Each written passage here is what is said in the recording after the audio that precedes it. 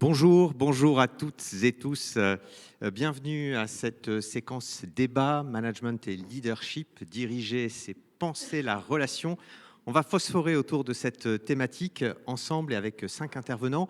Juste un petit mot tout d'abord pour vous dire que les Rencontres Capitales, c'est un événement organisé par le groupe AEF Info sur 2 journées, aujourd'hui et demain. Groupe AEF Info dont je fais partie.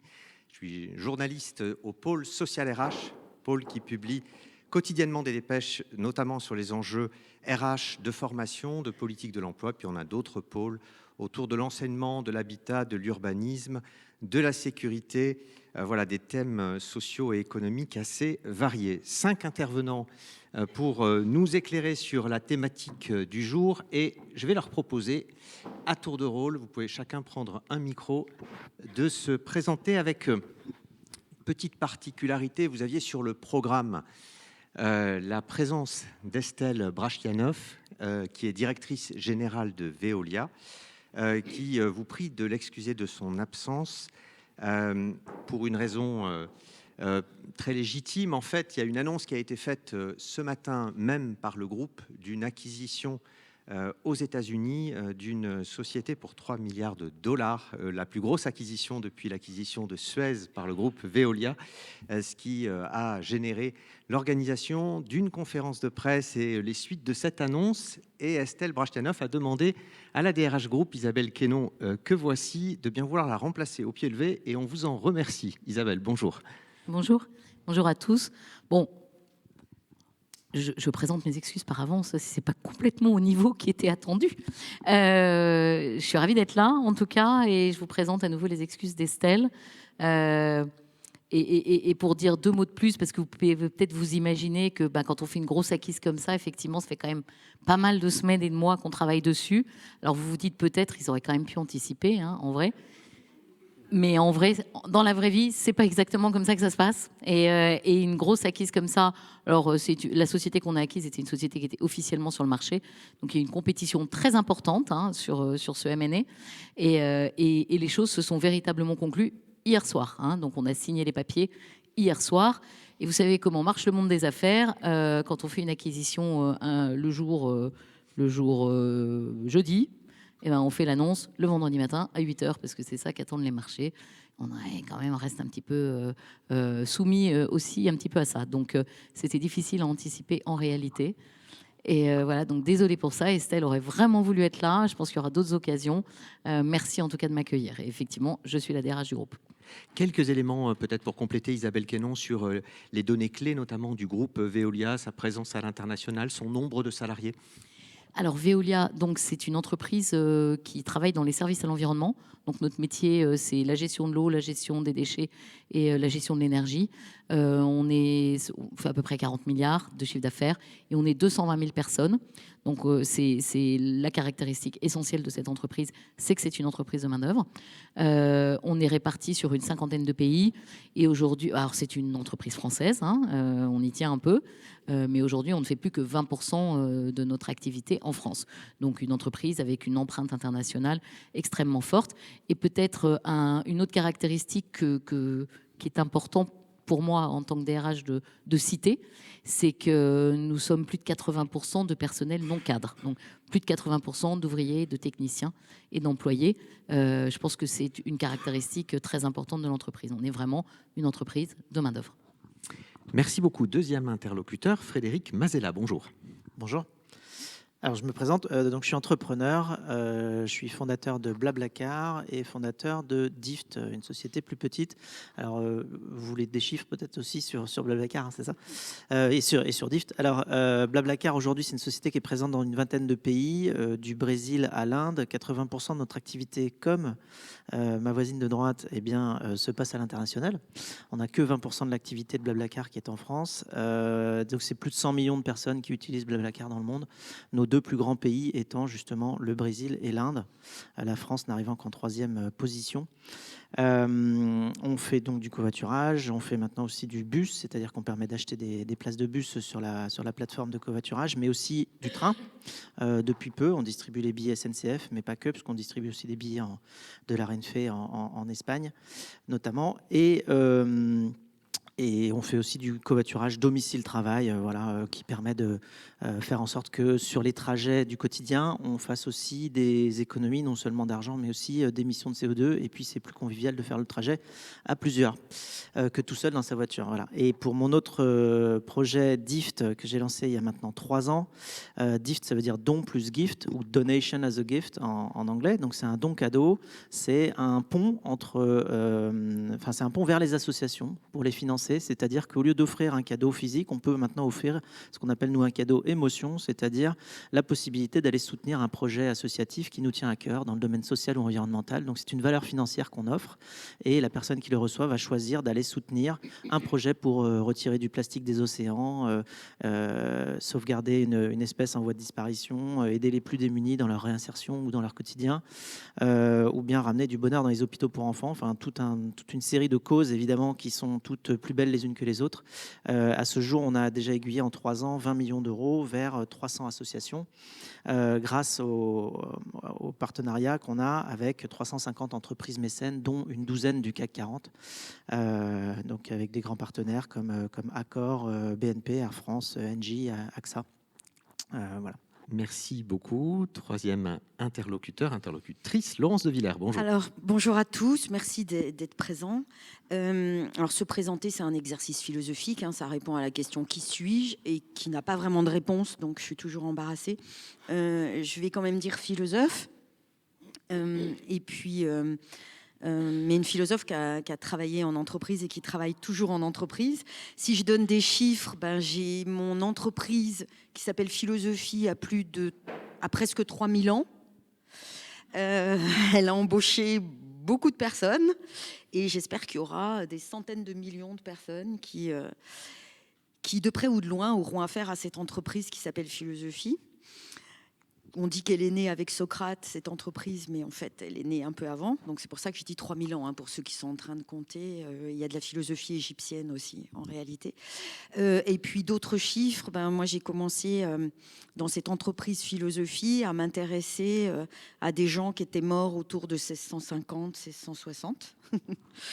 Donc, c'est Descartes et Pascal notamment, mais aussi Hobbes, mais aussi Leibniz. Et j'en parlais avec Frédéric Ancel juste avant d'arriver, ça fait partie de la présentation, parce que le mot géopolitique dont on use et abuse à l'heure actuelle a quand même été inventé par un philosophe, par Leibniz. C'est lui qui invente le mot. Donc, je dirais que mon entreprise Philosophie, on la retrouve quand même très souvent, et pas seulement avant 1650 ou 1660. Je dirais que c'est une entreprise qui est toujours bien présente. Merci. Nicolas Croze, bonjour. Oui, bonjour à tous. Nicolas Croze. Donc moi, je suis chef d'orchestre, après avoir été violoniste dans une première vie dans ma jeunesse. Et depuis 25 ans à peu près, je suis chef d'orchestre. Je donne une cinquantaine de concerts par an, un peu partout dans le monde. Et divisé un petit peu en deux, donc soit je suis freelance, donc soit je vais dans des orchestres que je connais absolument pas, soit je travaille avec l'orchestre que j'ai en région parisienne, avec des musiciens que je connais très bien. Voilà, et puis j'ai aussi une troisième activité, je suis conférencier pour de grandes entreprises. Merci beaucoup. Et enfin, dernière intervenante, Delphine Pilorger, bonjour. Oui, bonjour, Delphine Pilorger. Alors, moi, je suis salariée d'Air France depuis 27 ans. 27 ans, c'est long. Pourquoi autant d'années dans la même entreprise, me diriez-vous ? La première chose, c'est sûrement qu'il y a un affect très fort, un collectif très fort chez Air France. C'est un peu la deuxième famille, on a l'habitude de dire chez Air France. Et puis surtout, j'ai pu faire tous les métiers du monde, je pense, chez Air France. Ça, c'est la belle opportunité. Si je devais vous décrire 3-4 métiers que j'ai pu faire, ça pourra nous servir pour la suite de la discussion. Quand j'étais jeune, j'ai été manager opérationnel à l'aéroport de Roissy, donc j'encadrais 700 agents frontline. J'ai porté différents projets, notamment de refonte de l'aéroport, de l'activité d'Air France sur Roissy, avec des grandes campagnes de mobilité où 4500 salariés étaient en mobilité. J'ai été responsable pendant 5 ans de la communication interne d'Air France. Donc Air France aujourd'hui, c'est 42 000 salariés, donc la communication vers les 42 000 personnes. Et puis pour finir aujourd'hui, je suis directrice déléguée à la direction générale du service en vol. Le service en vol, c'est tout ce qui recouvre le métier à bord, dans l'avion, donc le service qui vous est offert par nos 14 000 hôtesses et stewards. Voilà mon petit parcours chez Air France. Merci beaucoup pour ce tour de table. On va commencer avec vous, Isabelle Quénon, pour aborder cette question de management et de leadership. Quel doit être, selon vous, le rôle d'un leader vis-à-vis du corps social, du collectif de salariés? Et en tant que DRH Group, on a cette difficulté avec un corps social qui est assez gigantesque et très interculturel chez Veolia. Alors, je ne sais pas si je peux répondre à la question, hein, quel est le rôle d'un leader? Ça me semble une question un peu vertigineuse, mais peut-être vu de ma fenêtre, et par rapport à ce que je vis aujourd'hui chez Veolia, qui, comme on l'a dit, est une très grosse entreprise, une entreprise très décentralisée, évidemment, à cette taille-là, et décentralisée aussi du fait de son métier, puisqu'on fait des métiers qui sont... Enfin, aucun des métiers de Veolia n'est délocalisable. Quand on distribue de l'eau, on la distribue localement. On distribue de l'eau à Shanghai, on la produit pas à Bangalore et ainsi de suite. Donc tout est très local. Donc ça veut dire que ce leadership, il s'exerce toujours très localement, hein. Donc ça, c'est la première chose importante à avoir en tête. Donc qu'est-ce qu'un leader? Vu de ma fenêtre, la définition traditionnelle qui serait de piloter l'entreprise, d'être un chef d'orchestre, on en parlait là tout à l'heure. Voilà, c'est une vision évidemment un peu générique, un peu théorique. Moi, j'ai l'impression que ce qui va plus discriminer ce rôle-là aujourd'hui, compte tenu du monde dans lequel on vit, c'est le leader. En fait, son rôle, c'est de tenir debout cette communauté humaine dans un monde qui vacille. Donc, vu de ma fenêtre, l'entreprise, c'est une mini-société. Quel que soit, et c'est peut-être à un moment aussi plusieurs mini-sociétés. Et donc le rôle du leader, c'est d'embarquer tout ce collectif. Et donc peut-être autant qu'en être le pilote, le chef d'orchestre ou le mot qu'on voudra bien trouver, de mettre le lion nécessaire pour que cette communauté, elle tienne debout dans les incertitudes auxquelles on est confronté, hein, et qui ne sont pas évidentes. C'est ça, et justement, quand on a une acquisition comme celle annoncée ce matin, alors a fortiori quand il s'agissait de Suez, là pour le coup il y a énormément d'inquiétudes, d'incertitudes, des salariés qui se demandent quelles sont les activités qui peuvent être cédées parce que les règles de monopole, etc. Donc de quelle manière, quand on est DRH, même si vous avez pris votre fonction après de DRH Group, mais on peut gérer ce type de situation par rapport à un corps social qui exprime des inquiétudes légitimes? Ouais, je pense que d'abord, il faut faire toujours les choses simplement. Voilà, simplement. Il ne faut pas trop de sophistication dans l'exercice du leadership. Et il faut toujours être dans un miroir très, très, très fort, en se posant toujours la question, non pas de nos actions en tant que telles, mais de la façon dont nos actions sont reçues. En fait, le seul truc qui compte à la fin, c'est ça, hein. C'est l'impact concret. C'est pas le leader qu'on s'imagine être. Et pour moi, ça passe par le fait. Donc la simplicité, c'est quoi? C'est d'abord fixer un cap. Fixer un cap, parce que dans le monde qui vacille, dans le monde qui est compliqué, savoir que le chef a un plan, je pense que c'est un facteur d'assurance fort pour le collectif de travail. Donc fixer un cap. Mais peut-être encore plus important, tenir le cap, hein, parce qu'une fois qu'on l'a fixé, il s'agit de ne pas trop dévier, en fait, de garder cette fameuse agilité dont on nous rebat les oreilles, je déteste le mot, mais de garder une forme de flexibilité quand même, hein, pour s'adapter aux événements, mais quand même de tenir ce cap, de savoir ce qu'on fait. Et ça passe aussi par une forme, alors les anglo-saxons appellent ça le walk the talk. Moi, je le traduis par dire ce qu'on fait et faire ce qu'on dit, très simplement. Être capable de s'accorder, de s'aligner entre ce qu'on exprime de nos ambitions et les actions qu'on mène. Et puis, le dernier élément très important pour moi, DRH, alors mes collaborateurs me disent « il faut que tu arrêtes de le dire », parce que je le dis tout le temps. Mais franchement, j'y crois. Je pense que le comment compte autant que le quoi. La façon dont on fait les choses, le soin que l'on va mettre à dérouler un plan, le soin, l'attention qu'on va porter aux personnes, l'attention qu'on va porter aux détails, le comment, pour moi, compte autant que le quoi. Merci Delphine Pilorget. Quand on évoque cette question de penser la relation, Ça peut se jouer très différemment, en fait, selon qu'on s'adresse à l'externe, au client, ou à l'interne, selon finalement qu'on s'adresse à un collectif ou à un individu. De quelle manière appréhendez-vous cette relation managériale à plusieurs niveaux ?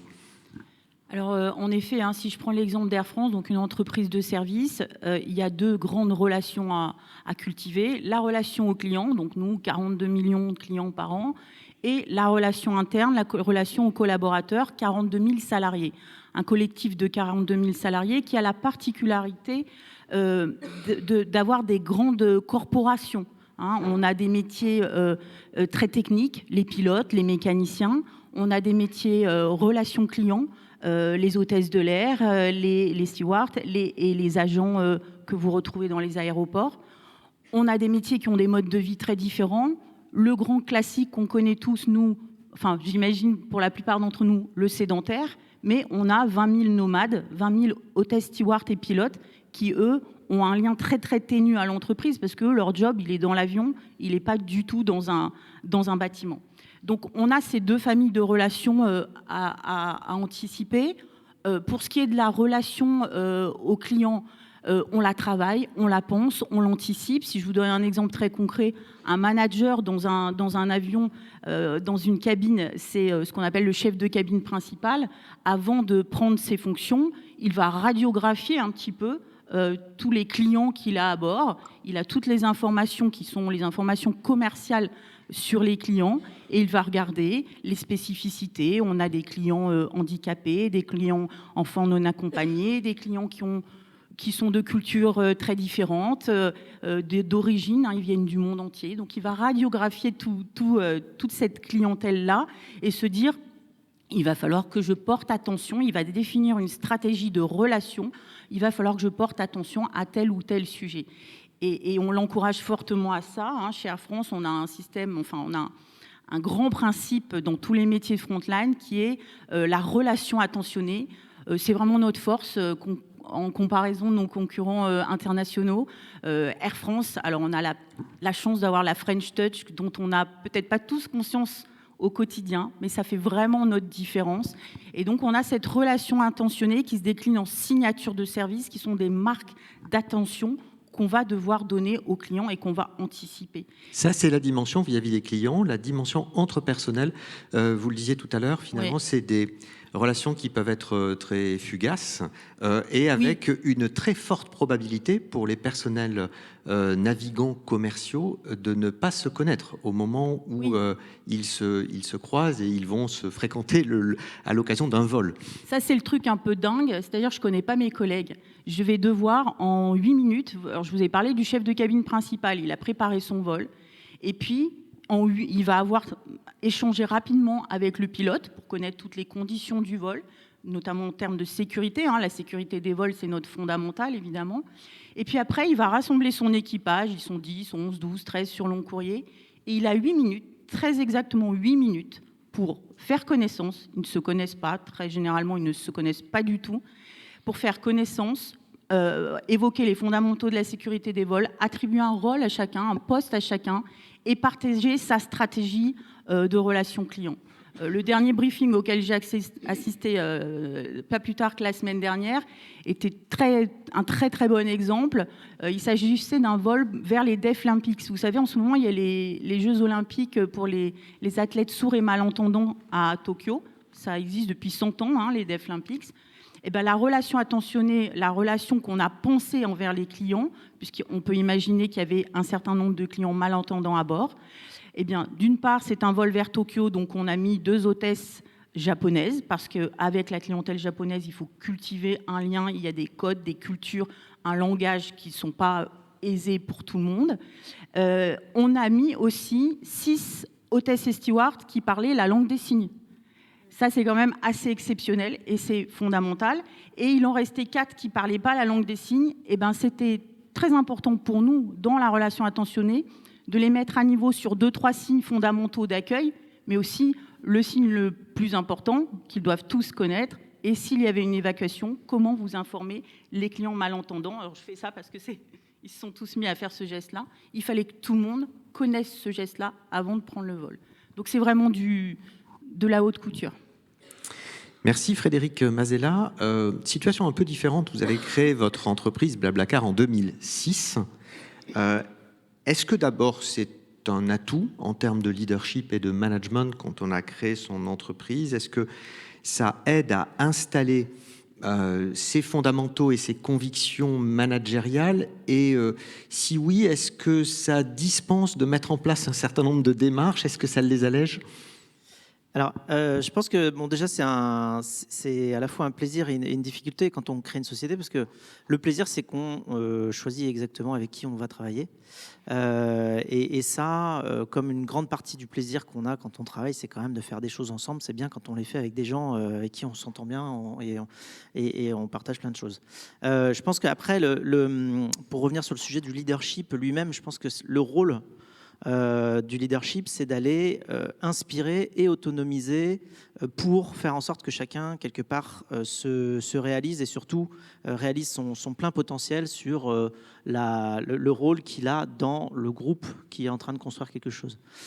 Donc en fait, c'est cette fine ligne entre réussir à la fois inspirer et autonomiser, c'est-à-dire que c'est pas mettre les gens dans une situation d'exécutant. Enfin, moi, en tout cas, c'est pas comme ça que je le vois. Je le vois vraiment comme faire transmettre à tout le monde l'envie du pourquoi, justement. Isabelle en parlait. Donc, le pourquoi qui fait que tout le monde sait pourquoi il se lève le matin, pourquoi il travaille, pourquoi il est en train de construire quelque chose. Et ensuite, donc ça, c'est le rôle de la vision, quelque part, de faire en sorte que c'est inspirant et que tout le monde sait ce qu'il est en train de construire, pourquoi il le fait, avec cette notion d'utilité. Enfin, je sais que moi, en tant qu'entrepreneur, c'est ce qui me fait bouger tous les jours, c'est de me dire que je suis utile à quelque chose, je sers à la société qui m'entoure. Et puis une fois qu'on a réussi à faire ça, autonomiser au maximum chacun pour qu'il aille non seulement être très, même si Isabelle n'aime pas le mot, très agile, dans le sens très adaptatif, on va dire, à tout ce qu'il va rencontrer. Mais qu'il donne aussi le maximum, puisqu'il voit bien la raison pour laquelle il est en train de faire ce qu'il est en train de faire. Et donc c'est cette fine ligne entre inspiration et autonomisation. Et ensuite, pour donner les moyens à chacun d'accélérer, nous, ce qu'on a fait très souvent quand j'ai construit des équipes, que ce soit chez Blablacar ou chez Dift, c'est faire en sorte qu'il y ait certaines valeurs, certains principes qui sont construits en équipe d'ailleurs. Alors justement, ouais. En fait, au début, vous démarrez à quelques-uns, vous grossissez rapidement. 7 ans après la création, une cinquantaine de salariés, 4 nationalités. Vous n'avez jamais été très process. Vous l'êtes toujours pas. Si, on a un peu plus de process maintenant, mais c'est vrai qu'on est quand même beaucoup plus. On essaye d'être plus inspirationnel que processionnel. Alors ça se traduit comment justement? Quand 7 ans après vous vous dites on est 50, il y a 4 nationalités, on commence à voir peut-être des petites divergences d'interprétation d'un pays à l'autre ou d'un bureau à l'autre. Comment est-ce qu'on pose les valeurs et est-ce qu'il n'y a pas une dimension parfois un peu gadget des valeurs où on a l'impression que toutes les valeurs se ressemblent? Ouais, alors il y a deux transformations à faire. Il y a la transformation effectivement de l'équipe, il y a la transformation aussi de son rôle de dirigeant, parce que quand on crée de rien, hein, quand on part de zéro, enfin moi quand j'ai commencé, je faisais du code dans mon salon avec mon chat. Hein. C'est comme ça que Blablacar a commencé. Donc après, maintenant il y a 1200 personnes, bon mais c'est plus, et puis 52 nationalités, donc c'est plus du tout là évidemment la même structure. Mais il y a 2 changements à faire. Il y a le changement de soi-même en tant que dirigeant de ce projet-là, et il y a le changement des équipes. Alors, changement de soi-même, j'aime bien prendre l'image de dire qu'il faut passer de homme orchestre à chef d'orchestre. Alors, ça tombe bien, en plus, on a un chef d'orchestre ici. Mais enfin, je sais pas si tout le monde a l'image de l'homme orchestre en tête. C'est le gars avec son banjo, son harmonica et la colombe sur l'épaule, et qui fait un petit peu tout en même temps. Et quand on démarre une boîte, c'est ça. On fait tout. Il faut tout faire. Et après, on a la chance parfois de recruter quelqu'un qui sait bien jouer de l'harmonica. Donc du coup, on va faire tout sauf l'harmonica. Puis après, on recrute quelqu'un qui sait jouer du banjo. Et puis à ce moment-là, on enlève l'harmonica, on enlève le banjo. Puis on se met à être meilleur à chanter et puis à s'occuper de la colombe. Enfin bref, mais donc on fait tout ce que les autres ne font pas quand on les recrute. Et puis il y a un moment, il y a une troupe tellement grande qu'effectivement, on a comblé quasiment tous les trous et on se retrouve à devoir synchroniser toute cette belle action-là. Et c'est là que ce dont on s'est rendu compte, nous, par rapport à ce que vous mentionnez, c'est que quelque chose de très utile, c'est d'aller expliciter des valeurs qui avant étaient implicites. Au début, on peut avoir des valeurs implicites qui sont traduites très simplement par l'interaction qu'on a avec ses collègues. On se voit tous les jours, on connaît tout le monde, on sait comment un tel fonctionne, et puis quelque part, il y a des habitudes qui sont liées à un contact assez récurrent, voire permanent, entre les équipes, qui fait qu'on sait comment on travaille ensemble. Et à un moment, il faut expliciter ça. Finalement, c'est tout ce qui fait la culture d'entreprise, et souvent il y a un côté très informel, historique, un peu hérité aussi, qui se construit petit à petit. Un exemple, alors vous avez construit un travail en co-construction, en coopération avec un certain nombre de salariés, défini 10 valeurs. Est-ce que vous pouvez nous prendre un exemple d'une des valeurs et de comment vous la traduisez, vous essayez de l'objectiver pour ne pas que ça reste un mantra, un slogan. Exactement, oui, alors tout à fait. C'est-à-dire que déjà les valeurs, effectivement, elles sont venues de nous. À un moment, on était 50 et on avait 4 nationalités dans l'équipe, avec des gens qui étaient à Milan, d'autres qui étaient à Varsovie, d'autres qui étaient à Madrid et d'autres qui étaient à Paris, parce qu'on s'est internationalisé finalement assez tôt.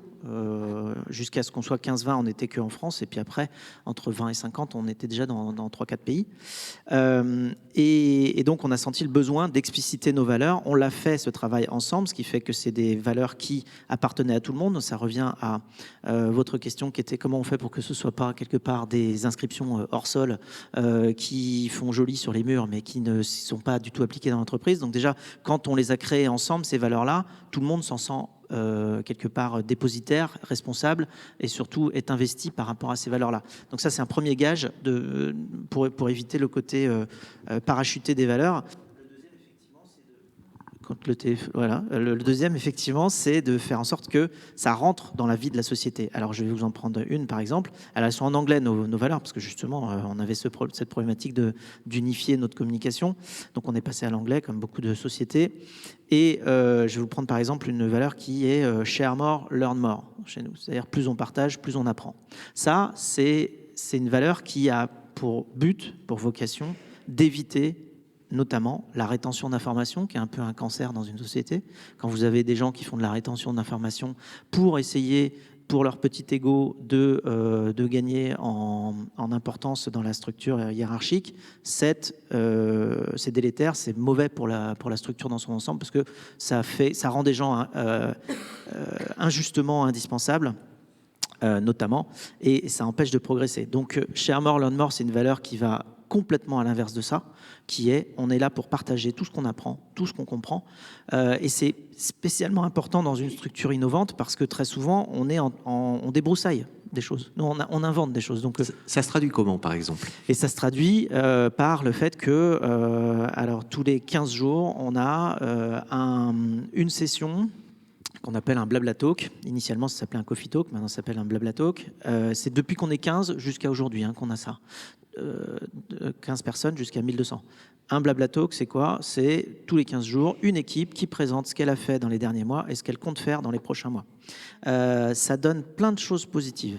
Premièrement, ça permet d'identifier qui fait quoi dans la société, et c'est particulièrement utile pour les gens qui viennent de rejoindre.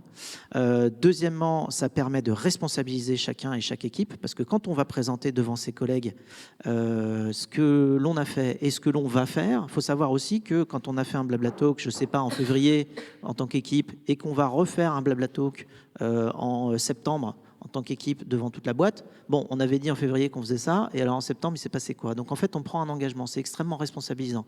Ça fait que tout le monde est vraiment engagé parce qu'on partage et on présente aux autres. Et puis, c'est aussi un effet tout bête, là, qui est extrêmement important, qui est du respect.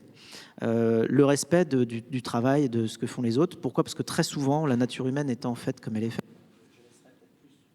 Je laisserai peut-être plus ma voisine de gauche commenter le côté philosophique de ça, mais l'humain est quand même pas très bien... Enfin, il a plein de mécanismes, quelque part, de protection pour lui permettre de réussir à vivre, mais il en a un notamment qui est d'occulter tout ce qu'il ne connaît pas, tout ce qu'il n'a pas, dont il n'a pas connaissance. Et on est en plein dans notre sujet de relation, parce que ça favorise quand même l'interconnaissance et le décloisonnement, qui est quand même un des gros défis qu'ont affronté toutes les organisations, les entreprises notamment. Exactement. Et donc, plus on partage, à cette occasion-là, plus on découvre les métiers des autres. Et qu'est-ce qui se passe? Je vais prendre un exemple un peu symptomatique qui peut-être parlera à certains d'entre vous, mais il y a certaines sociétés, notamment technologiques, dans lesquelles vous avez des gens qui travaillent au marketing et puis d'autres qui travaillent à la tech, et ils s'entendent pas toujours. Pourquoi? Parce que le marketing, ils veulent tout et son contraire, et puis ils veulent tester, et puis ils veulent voir ce qui marche, et puis donc ils changent souvent de direction, et ils essayent tout ce qu'ils peuvent pour comprendre l'appétence du marché qu'ils ont en face. Et puis les techs, eux, l'équipe technologique, elle doit gérer le faire, quoi, vraiment. Et donc, c'est des roadmaps, des feuilles de route qui sont un peu plus longues et qui demandent de la préparation. Et donc, on ne peut pas forcément s'adapter à essayer un plan tel jour pendant 24 heures pour voir si ça marche, et puis ensuite essayer autre chose. Là, l'équipe tech, ils sont déboussolés. Et donc, s'instaure ensuite, après, parfois, un manque de réussite de communication entre ces équipes-là. Bon, quand vous arrivez à faire en sorte que quand le marketing vient présenter ce qu'ils font, et que les techs sont là et qui regardent et disent bah oui, quand même, le marketing, ils font des trucs importants, ils font plus que juste nous envoyer des pubs à la télé, et que ensuite vous avez le talk de l'équipe tech auquel sont présentes les équipes marketing, et qu'elles disent bon, ouais, j'ai pas tout compris, mais enfin quand même ce qu'ils font, c'est vraiment vraiment compliqué, quoi. Et donc il y a un respect qui s'instaure entre les équipes qui fait que vous arrivez à avoir une bien meilleure collaboration plutôt qu'une sorte d'affrontement, oui, qui serait... ça améliore le tuilage, l'articulation. Exactement. Merci beaucoup. Alors, on va dans un tout autre environnement musical. On a commencé à l'évoquer, Nicolas Croze. Quand on est chef d'orchestre, vous me disiez en préparant cet échange que le leadership se jouait bien en amont, non seulement de la représentation, mais en amont aussi de la répétition. Oui, tout à fait. Vous avez raison de mettre l'accent là-dessus, parce qu'il y a souvent dans le grand public un petit peu un quiproquo qui s'installe sur le rôle du chef d'orchestre. C'est vrai que le chef d'orchestre, pour beaucoup de gens, il y a le côté un petit peu Louis de Funès, qui gesticule, qui est sur scène. Et il y a ce rôle-là, effectivement, aussi bien en concert qu'en répétition. Mais en matière, effectivement, d'importance et de leadership, il y a un rôle qui est beaucoup plus solitaire et qui, à mon avis, est fondamental et très, très important. C'est en fait celui de se forger et de partager une vision, une interprétation de l'œuvre, de là où on veut aller. Parce que nous, on travaille beaucoup avec des morts, hein, donc Mozart, Bach, Beethoven, Schubert, Tchaïkovski, Ravel. Alors, il y a un petit peu de musique contemporaine, mais c'est assez anecdotique. Et donc, en fait, si on est là juste pour jouer les notes et le rythme, c'est pas très intéressant. Et en fait, ce qu'attendent les musiciens d'un chef d'orchestre avant tout, et qui plus est des musiciens aguerris, des orchestres vraiment très professionnels, de haut niveau, c'est quelqu'un qui va leur amener un message, une interprétation, une aventure musicale, qui va leur donner une perspective pour aller ensemble vers un résultat. Et ça, c'est très très important parce qu'on peut avoir des visions très différentes. Tout à fait. Vous savez que la plupart des compositeurs, en fait, ils notent les notes et le rythme. Alors ça, c'est sacré, on n'a pas le droit d'y toucher. Mais sinon, il n'y a pas grand-chose d'autre. Je ne sais pas, moi, si je prends au hasard l'exemple de Mozart, dans toute sa vie, il n'a pas donné un seul tempo. Donc on n'a aucune idée de la vitesse à laquelle interpréter. Mais pas comment la vitesse, il y a aussi la mise en valeur d'instruments, des attaques, ça peut avoir des points d'orgue, il peut y avoir des couleurs musicales, il peut y avoir plein de choses. Et ça, c'est une décision arbitraire, en fait, qui est attendue des musiciens. Et on peut, avec une même œuvre, en fait, avoir des approches très différentes.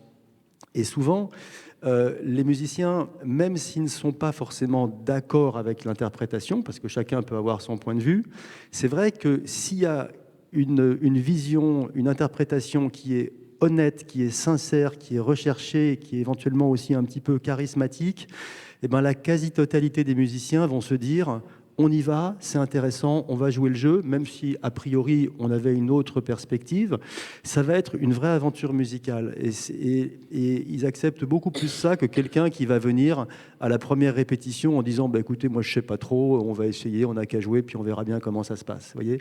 Donc ça, c'est une première forme très importante, je pense, de se situer par rapport au musicien et à son rôle. Donc cette vision, elle se joue en amont de la répétition. Lors de la répétition, il se trouve que vous êtes à la fois, vous dirigez un orchestre de chambre à Paris, ouais, et que vous êtes très souvent chef d'orchestre invité. Quand on est chef d'orchestre invité, vous me disiez qu'on avait 48 heures, 2 jours au plus de répétition. Comment on arrive à construire une relation avec un collectif quand on a aussi peu de temps? Oui, alors en général, c'est vrai, ça se passe très vite, même de plus en plus vite. On a 1, 2, maximum 3 jours de répétition. On ne connaît pas du tout les musiciens. Donc, je pense qu'il y a 2 choses qui sont vraiment importantes. C'est d'abord, effectivement, d'avoir un message, une intention musicale à transmettre. Ça, c'est quelque chose que les musiciens vont tout de suite sentir. Et l'autre chose, c'est effectivement, en répétition, d'être efficace à travers voilà, la connaissance de l'orchestre, de son fonctionnement, des musiciens, des besoins, de la gestion du temps, de réagir aussi par rapport à l'œuvre.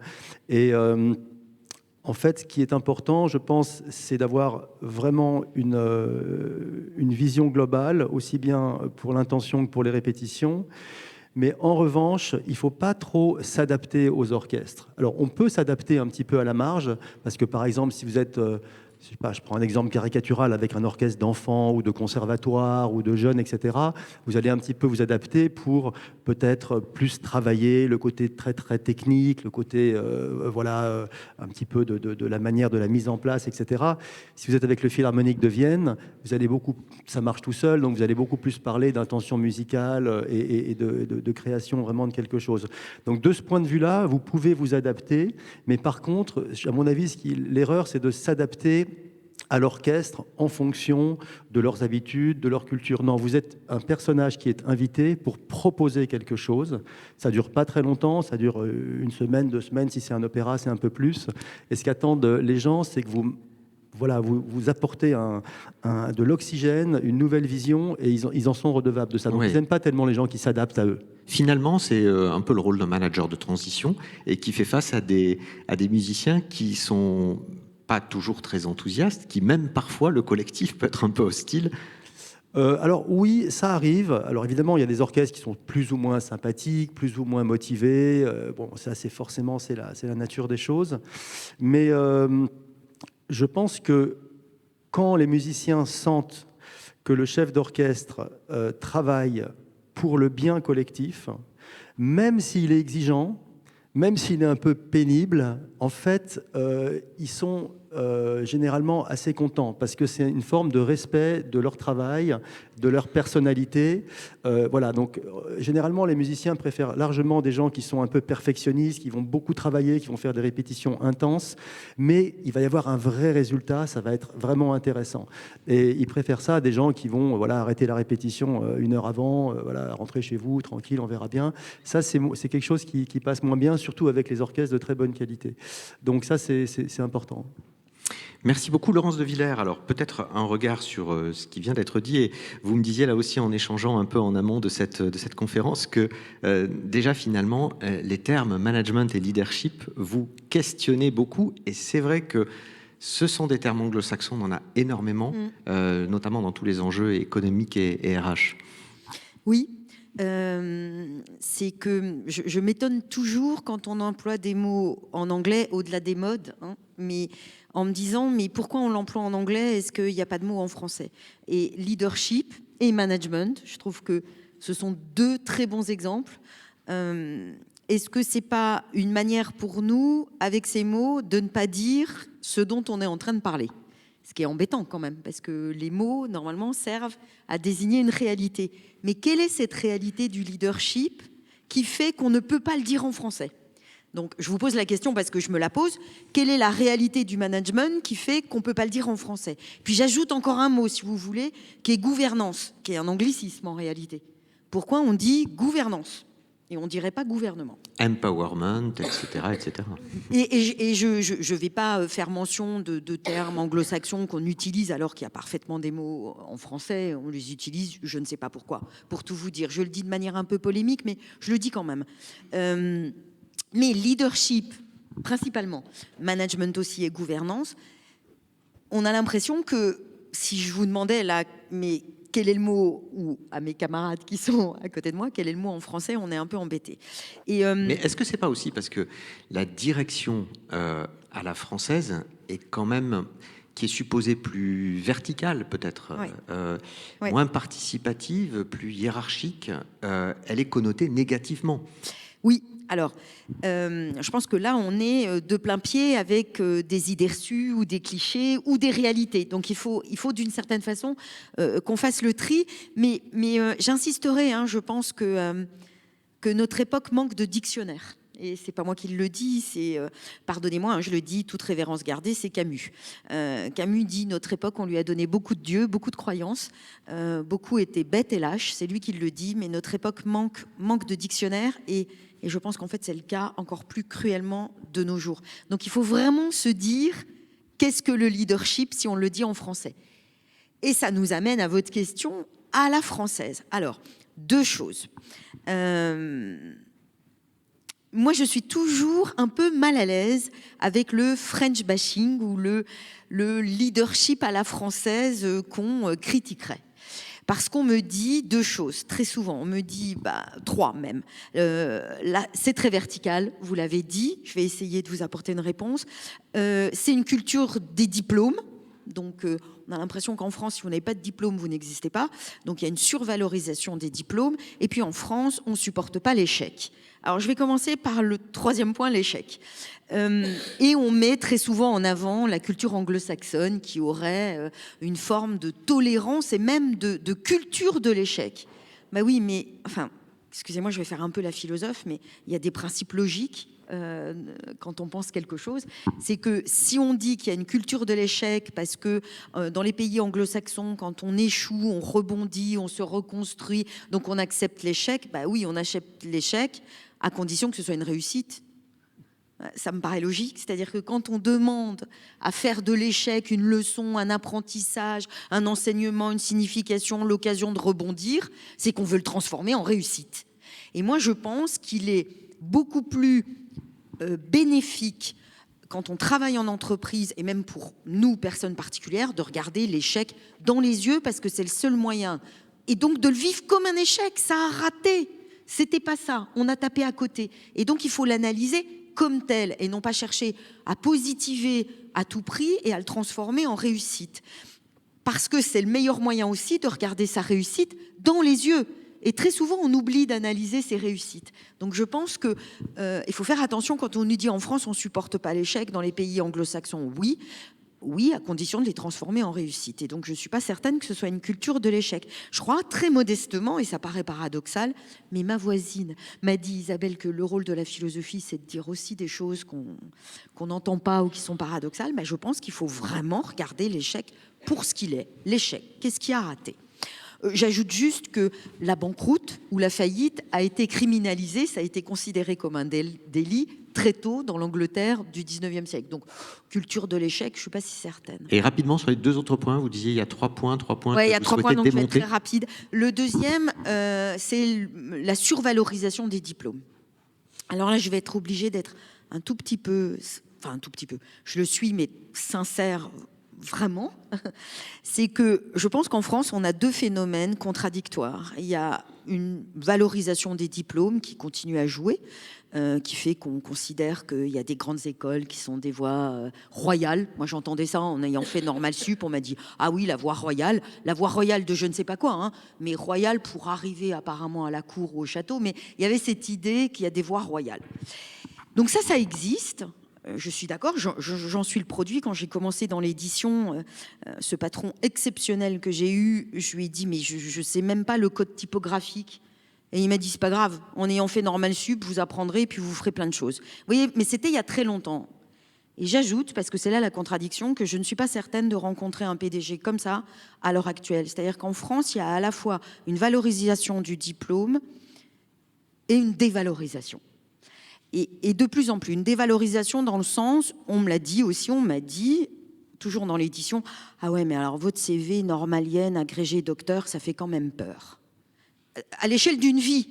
Donc il faut quand même le dire, la France décerne des diplômes et des très beaux diplômes dans des très belles écoles et en même temps elle ne sait pas quoi faire de ses diplômés, je pense.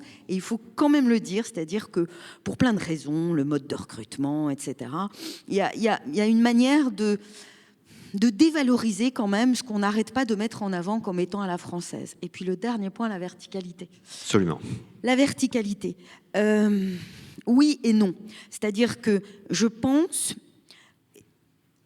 je pense qu'effectivement, on n'arrête pas de dire que le management, je vais dire management, mais le management à la française, il est très vertical, un peu monarchique, parce que de toute façon, la France ne saurait pas enterrer son passé monarchique. Donc quand on veut parler d'un président de la 5e, même République, on dit c'est un monarque, etc. Donc je pense que là aussi, on ne sait pas utiliser les bons mots.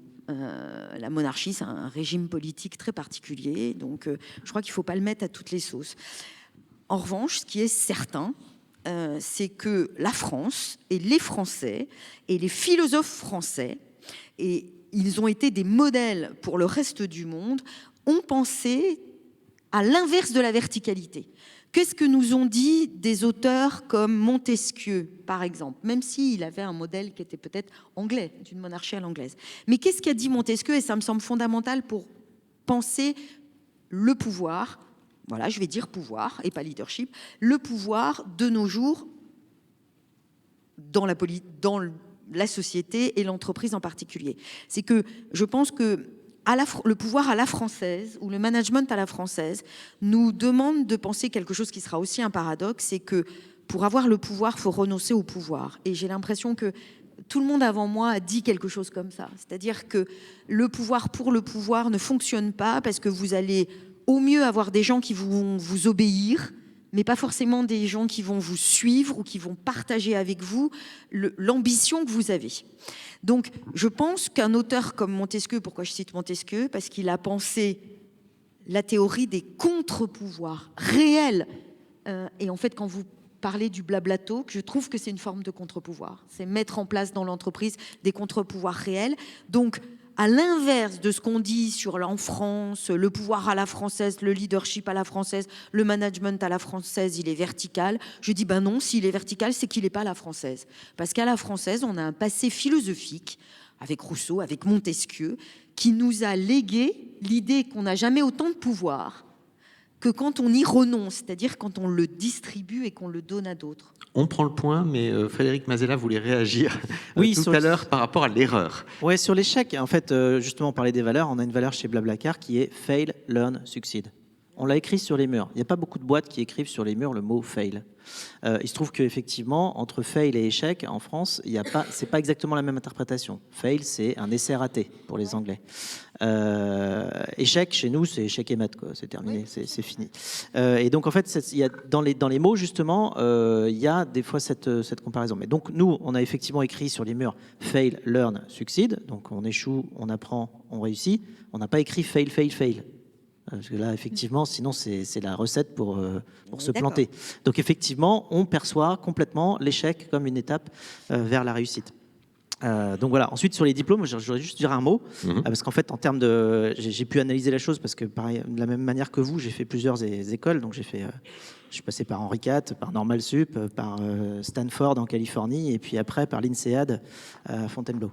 Donc, j'ai fait quelques études et j'ai pu analyser comment ça se passe. En fait, une bonne école, et on focalise sur les diplômes, mais la raison, c'est ce qui fait une bonne école, c'est pas le diplôme, c'est le concours d'entrée.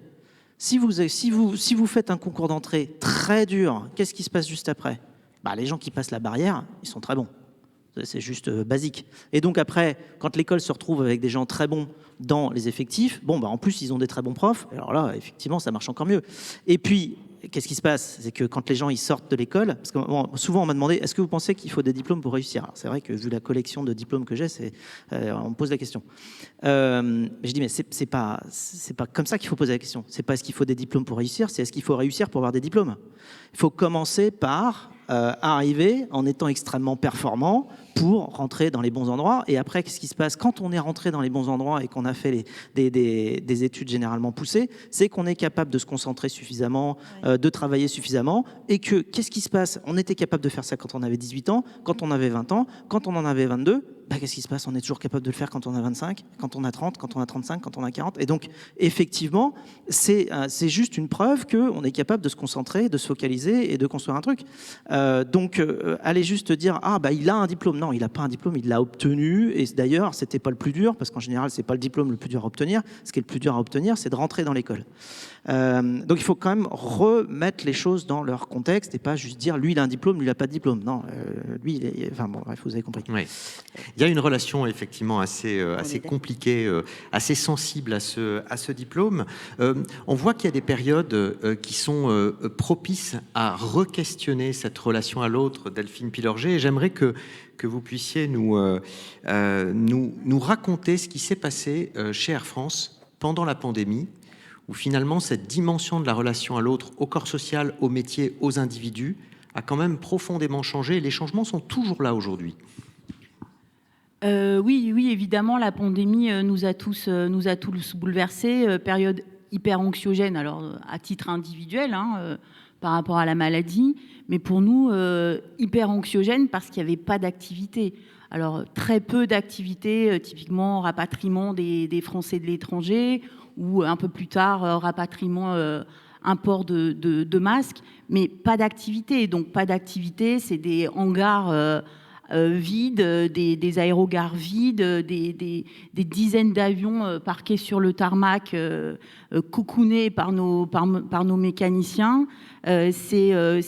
Pour ma part, je devais revenir régulièrement au siège. J'avais l'impression d'être à Pompéi, quoi. Enfin, un environnement vide où tout le monde avait laissé les choses figées. Donc pour nous, très, très anxiogène. Donc comment on a travaillé sur cette période-là? Alors j'étais responsable de la communication interne à ce moment-là. Donc évidemment, comment vous tenez le lien par les managers, par toutes les relations humaines informelles et par la communication interne. Donc pour moi, il y avait 3 grandes choses. La première chose, ça a été de démontrer qu'il y avait un collectif qui était vivant, qui était debout, qu'il y avait des humains qui se serraient les coudes, qu'on était vraiment présents ensemble. Donc qu'est-ce qu'on a fait? On a brandé le collectif, on a créé une marque, désolé pour l'anglicisme, on a créé une marque interne dès la première semaine. Moi, je me revois dans ma chambre en train de faire du télétravail. Nous sommes Air France. Voilà, on a créé le Nous sommes Air France. 6 ans après, le Nous sommes Air France, il perdure, il est encore là. Le Nous sommes Air France, c'était vraiment l'élément de ralliement où en com interne, les salariés retrouvaient toutes les infos pratiques, les médecins, on avait notre psychiatre d'entreprise qui se mettait à disposition et on avait les salariés du monde entier qui envoyaient des témoignages, on est là, on pense à nous, etc. etc. Donc le Nous sommes Air France, que vous retrouvez aujourd'hui quand vous regardez des compétitions sportives, les 20K de Paris, vous avez les coureurs d'Air France, ils ont le t-shirt « Nous sommes Air France ». Donc la première chose, démontrer que humainement, on fait corps, on est ensemble, on se serre les coudes. Deuxième chose, rassurer par rapport à l'emploi, rassurer par rapport à l'entreprise. Alors on a la chance d'avoir un comité exécutif, une DG, un DG du groupe Air France KLM qui ont la parole facile, claire, transparente, sans tabou. Donc on s'est mis rapidement dans la mise en place de visio à très grande échelle. Coup de bol, 1 mois avant, c'était les vœux, on testait pour la première fois la visio avec 10 000 personnes. Et 1 mois après, on est en Covid et on va passer en mode industriel de visio où vous avez 10 000 salariés qui se connectent. Et la grande réussite, au-delà du talent et de l'honnêteté de nos dirigeants, d'avoir un langage clair, la grande réussite, c'est que c'était hyper démocratique. C'est-à-dire que les salariés se connectaient, écoutaient, et après, tout le monde pouvait poser ses questions, quel que soit, qui que vous soyez, où que vous soyez, vous pouviez poser vos questions. Donc ça, c'était le deuxième point fort. Et le troisième point fort, c'est qu'il fallait garder, il n'y avait pas d'activité, mais il fallait garder la veille professionnelle. Il fallait que les gens restent mobilisés pour se remettre à bosser dès le lendemain. Et comme nous, on est dans un métier où la sécurité des vols est un fondamental, on a des automatismes à préserver, à cultiver. Donc si demain l'activité repart, il faut que vous soyez prêts. Et là, on a créé des rendez-vous récurrents le mardi. Alors pourquoi le mardi? Parce que c'était le seul jour où les fonctions support retestaient les process, étaient en activité. Et le mardi, on communiquait sur un unique support qui est resté encore en place 6 ans après, toutes ces infos-là du métier. Et pour finir, finalement, tout ça a vraiment gardé bien serré le collectif, à garder la confiance, je trouve. Et donc le dernier élément, il ne faut pas l'ignorer, cet élément-là, moi je trouve dans le management. À un moment, la crise est derrière nous, on est en 2003, waouh, célébrons ça. On a 90 ans, c'était l'année de nos 90 ans, on s'est dit qu'est-ce qu'on fait, 90 ans, c'est pas, attendons les 100 ans. Non, il fallait célébrer ça, le collectif. Et ça, c'est un autre point important hein, dans nos entreprises. Une des valeurs fortes dans la relation, dans penser la relation, c'est avoir toujours à l'esprit la connaissance du pouls de l'entreprise, du social, du corps social. Et ça vaut pour toutes les décisions, j'imagine hein, que vous connaissez ça, toutes les décisions, tout ce que les nouveaux projets que vous déployez, il faut toujours comprendre comment le corps social réagit. En 2023, le corps social nous disait, nous, on veut fêter nos 90 ans, oui. On a la crise derrière nous. Et la force du collectif, elle permet de faire face justement à des crises et puis à des situations, vous le disiez tout à l'heure, des configurations où les personnels ne se connaissent pas forcément. Donc le sentiment d'appartenance, il est très fort. Isabelle Quénan, en matière de leadership et de management, est-ce que la relation se pense autrement selon qu'on est en France, dans un autre pays européen, voire hors d'Europe? Vous avez dirigé, avant de prendre la DRH Group de Veolia, une business unit qui était un peu transverse et donc très interculturelle. Quelle réponse feriez-vous à la question qu'on se pose aujourd'hui? Avant de répondre, je voudrais juste peut-être apporter une petite contradiction à ce qui a été dit ici sur les deux sujets de l'échec et du diplôme. Si je peux me permettre. Ce que je voudrais dire sur l'échec, c'est que j'ai l'impression quand même que cette notion de l'échec et de comment on le vit, on le valorise, on en fait quelque chose, hein, puisqu'au fond, c'est ça le sujet, c'est pas l'échec en tant que tel hein, qui a de l'intérêt. Elle se différencie quand même suivant les cultures, les organisations, et il ne se vit pas du coup exactement de la même manière. Quand je vous entendais dire, bon, bah, nous, on a mis fail, learn and succeed, et pas fail, fail, fail. Nous, par exemple, chez Veolia, quand on dit fail, on ajoute tout de suite derrière fail fast and fail cheap.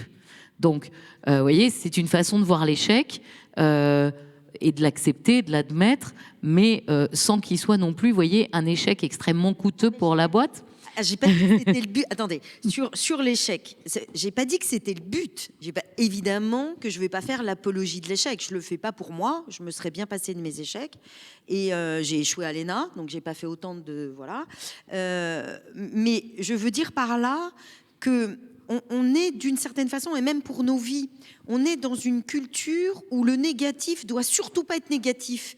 Mais je pense qu'on apprend plus du négatif quand on le voit comme du négatif, c'est-à-dire échec et mat, ça a raté. Je pense, je vais pour vous donner aussi la certitude que quand je dis à la française, je ne veux pas dire nationaliste, je pense à Churchill. Churchill dit dans ses mémoires, parce que c'est quand même aussi un prix Nobel de littérature, il dit qu'en fait, l'échec, c'est pas intéressant pour lui. Il préfère la défaite. Alors, si on lit ça de nos jours, on se dit, non, c'est encore pire que ce que j'ai dit. Hein. Mais oui, parce qu'il dit, la défaite, ça permet de se refaire. Parce que, ajoute-t-il, ce qui me paraît le plus important, c'est pas la réussite, parce que la réussite, c'est très bien, vous avez coché la case, vous avez fait ce qu'on attendait, etc. Il dit, moi, je préfère les victoires. Et d'ailleurs, c'est pour ça qu'il va valoriser uniquement une seule chose, c'est la victoire. Parce que la victoire, elle demande d'en passer par la défaite. Quand il demande aux Anglais de croire à la victoire, on est en 40. On ne peut pas dire que 1940 soit une des meilleures années dans l'histoire de l'humanité. On est en 40 et il dit qu'il faut bien voir la défaite dans les yeux. Et c'est ça qui nous permettra d'aller à la victoire. Allez, on ferme la petite parenthèse, on poursuit Isabelle Quénan. Oui, mais je pense qu'on dit la même chose parce que je suis archi d'accord sur l'intérêt de tout ça. Mais ce que je voulais dire par là, c'est que en fonction de la culture dans laquelle on va se trouver, de l'environnement dans lequel on va se trouver, la nature de l'échec, la façon dont il est valorisé, la façon dont il va servir derrière, dont il va avoir une valeur d'usage, va être un petit peu différente. Et moi, j'en veux pour preuve, vous voyez, hier soir à 20h, on a fait un COMEX où Estelle a annoncé à tout le COMEX qu'on faisait cette acquise.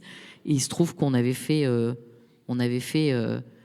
une tentative de grosse acquisition sur le même périmètre, sur le même métier, dans la même géographie, il y a à peu près un an. Et elle a commencé par ça. Elle a commencé par dire, c'est avec tout ce qu'on a appris d'il y a un an qu'on a réussi à faire celui-là et à bien le faire. Et mon deuxième point, c'était sur les diplômes, où je souscris complètement à ce qui a été dit sur le fait que ce qui va être discriminant, intéressant finalement, c'est la sélection à l'entrée. Mais j'apporterai quand même un tout petit bémol, parce qu'il me semble qu'en France, on est encore un petit peu fort.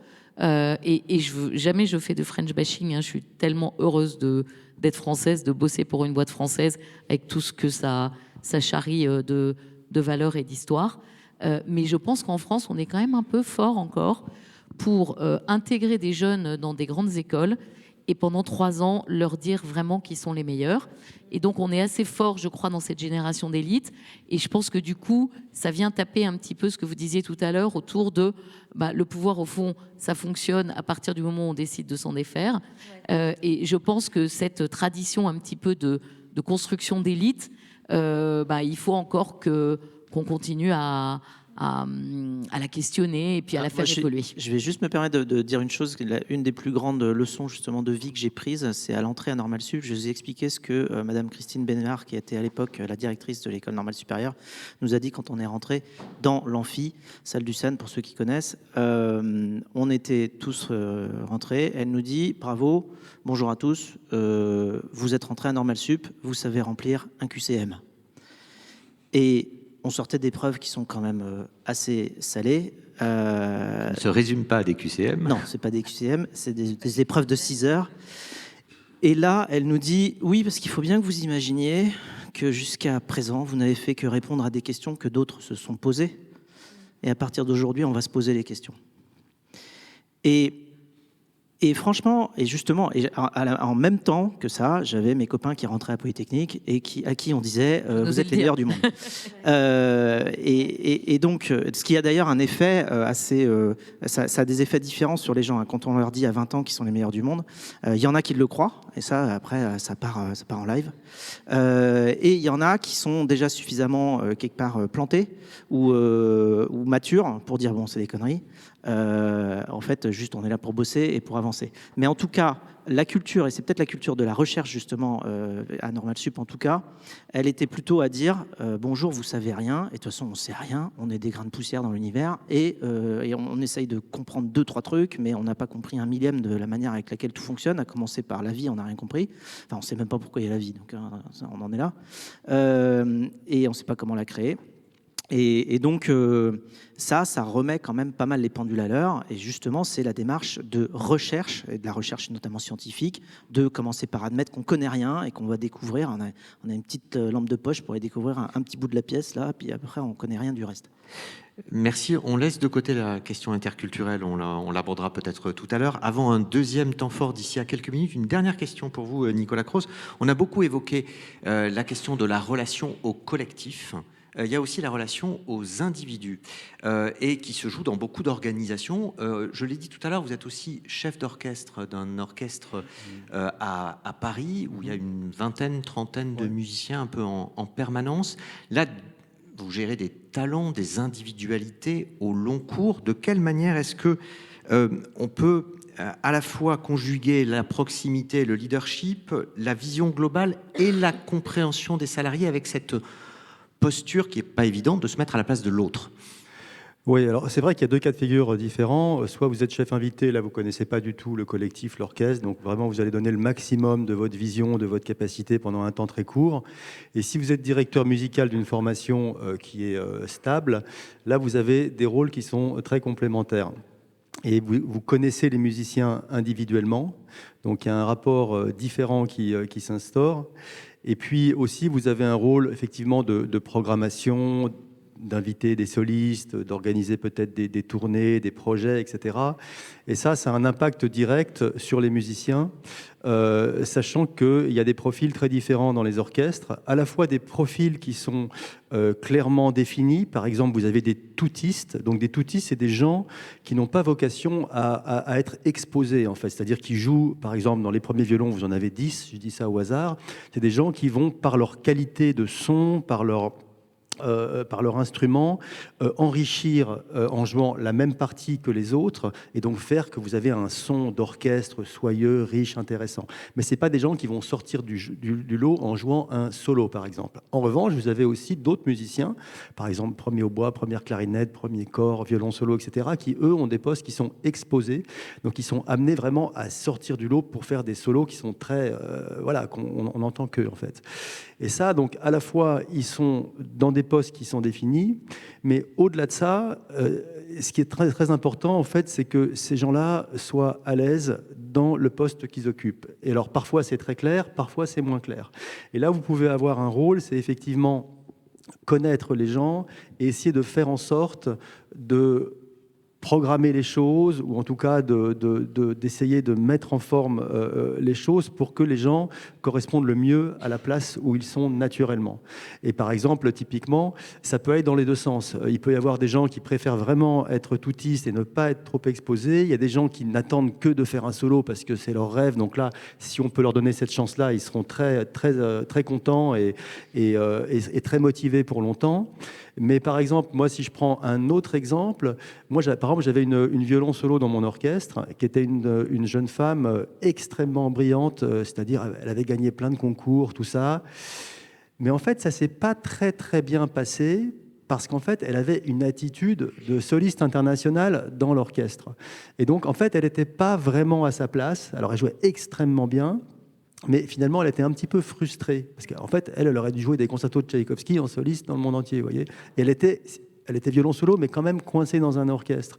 Et finalement, il y avait un petit peu de... Elle n'était pas vraiment à sa place, alors qu'elle était vraiment une violoniste extraordinaire. Et ça a pesé un peu sur les autres musiciens par son attitude. Et finalement, on a dû, avec beaucoup de sympathie et beaucoup de diplomatie, ne plus continuer avec elle, parce qu'il vaut mieux avoir dans ces cas-là quelqu'un qui est peut-être un peu moins fort, mais qui est vraiment à sa place, qui est super motivé et qui est confortable dans son... Voilà. Donc c'est là où aussi on peut avoir un rôle de répartir les choses, d'essayer de construire au mieux les programmes et la répartition des musiciens par rapport à là où ils se sentent bien. Bon, merci à tous les 5 pour ce tour de piste éclectique. Alors, deuxième temps fort de notre séquence, on va accueillir Valentin Isaac Arnal et Mathis Lalande, qui sont au premier rang, qui nous rejoignent, 2 étudiants en première année de Master Pro Journalisme à l'ISCPA, l'Institut supérieur des médias du groupe Igencia Éducation. Ils ont planché sur notre thématique, ils ont préparé quelques questions, mais je vous laisse l'un et l'autre vous présenter. Bonjour. Bonjour Nicolas, bonjour à toutes et à tous. Merci déjà pour l'invitation au nom du groupe Igencia et plus particulièrement pour l'école de journalisme ISCPA. Ma première question va s'adresser à Isabelle Quénon, Delphine Pilorget et vous aussi Frédéric Grazella, qui êtes au cœur, si je puis dire, du réacteur de l'entreprise. Comment a évolué cette vision du leadership au travers des différentes crises que nous avons traversées? Je pense à la crise sanitaire, même si vous l'avez évoqué un petit peu partiellement auparavant, Delphine. Comment il a fallu s'adapter justement à cette crise sanitaire, mais aussi à la crise économique et la crise politique aussi à laquelle nous faisons face actuellement? Alors, je ne sais pas qui c'est qui souhaite prendre la parole. Isabelle Quénon, peut-être. Ensuite, Delphine Pilorget et Frédéric Mazella. Ok. Je ne sais pas si ça marche. Ouais. Très bien. Alors, moi, je voudrais commencer par vous dire que crise sanitaire, nous, en fait, on a surtout adapté notre manière de faire, mais en fait, on a continué nos activités. Puisque la particularité de Veolia, c'est qu'on était la deuxième ligne. Les soignants, c'était la première ligne. Et puis la deuxième ligne, c'était les gens qui nous nourrissaient. Et puis les gens qui, comme Veolia, continuent à ramasser vos poubelles et à vous distribuer de l'eau au robinet. Donc rien ne s'est arrêté chez Veolia. Ça a été évidemment un peu difficile de s'adapter, surtout au début, parce qu'on était comme tout le monde, on n'avait pas de masque pour nos opérateurs, on n'avait évidemment pas de vaccin, et il a fallu s'adapter. Qu'est-ce que ça a voulu dire pour le management de l'entreprise, pour les patrons, pour les leaders? Écoutez, je pense que ce qu'on s'est dit très spontanément, c'est qu'on ne pouvait pas avoir nos salariés sur le terrain d'un côté et nos leaders à la maison de l'autre côté. Voilà, que ça n'allait pas marcher comme ça. Et je pense qu'on a été une des rares grandes entreprises qui n'a pas fermé son siège. Donc on a continué à avoir notre siège ouvert pendant toute la durée de la crise sanitaire, avec notre COMEX élargi qui se réunissait tous les jours en cellule de crise. Ils ont d'ailleurs tous eu le Covid. Voilà, et on a tenu à garder cette dimension-là très forte et avoir un accompagnement de nos équipes très fort sur le terrain. Donc typiquement, tous les patrons locaux étaient dans les locaux de l'entreprise tous les matins à la prise de poste pour accompagner les équipes. Enfin, on va dire comme en temps normal, quoi. Hein. Je veux dire, il n'y a pas eu de différence. Mais peut-être la redécouverte quand même d'une nécessité de proximité. Mais je le dirais pas comme ça, parce que en fait, chez nous, on a la particularité. D'abord, vous savez, dans notre première ligne de management, c'est que des gens qui viennent du terrain, et que des gens qui sont d'anciens ouvriers. Donc, c'est pas une redécouverte en fait. Ils sont par nature très proches. Parfois, ça agace un petit peu la deuxième ligne. D'ailleurs, ils se trouvent un peu trop proches. Mais enfin, nous, on pense que c'est une force très importante qui permet d'ailleurs la cohésion du corps social et le lien social dont on estime qu'il est d'ailleurs la première barrière contre le désengagement, contre le risque psychosocial ou contre toutes ces choses-là. Donc pour nous, je dirais pas de grosses différences. On a continué business as usual, mais on a quand même appris beaucoup pendant la crise. Et ce qu'on a appris... je raccourcis, ce qu'on a appris, c'est qu'il fallait aller à l'essentiel. Voilà. Et que du coup, on a enclenché toute une réflexion sur nos processus, sur aussi notre bureaucratie. On est une très grosse entreprise, donc dans les très grosses entreprises, il y a beaucoup de bureaucratie.